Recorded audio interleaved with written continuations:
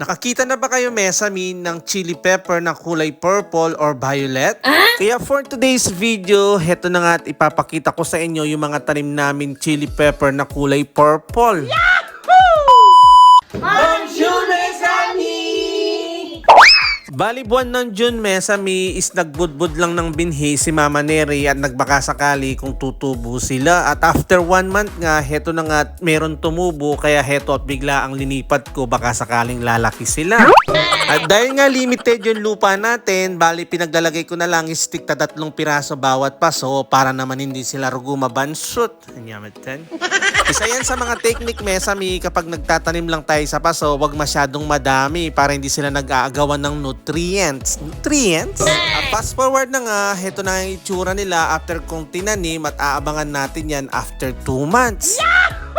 At makalipas nga ang 1 buwan, heto na nga yung itsura nila at namumulaklak na nga yung ibang tanim natin. At meron pang isang humabol dito sa may paso na malaki. Tignan nyo. Wow! At sobrang nakakatuwa lang, Mesami, after 1.5 months, heto na nga at namunga na yung mga unang tinanim namin. Tapos itong mga purple chili is sumunod silang namulaklak, tas namunga na rin makalipas ng 2 buwan. Tignan nyo. At kung mapapansin nyo, Mesami, halo-halo sila sa isang paso dahil nagbudbud lang si Mama Neri dahil yung mga binhi na yan is galing sa amo, is galing pa daw ng Mexico. O diba, social la?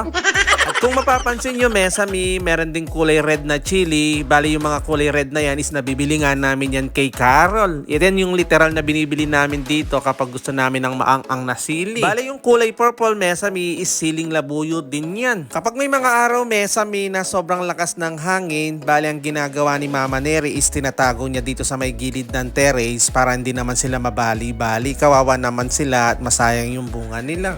Minsan kasi, Mesami, sa sobrang lakas ng hangin dito, kahit pati paso is kayang ilipad ng hangin dito. Sa sobrang pagtsatsaga ni Mon Amour, heto na nga yung naging resulta. May tuloy na rin bunga dali nyo. Malapit na kaming mag-harvest. May bawi.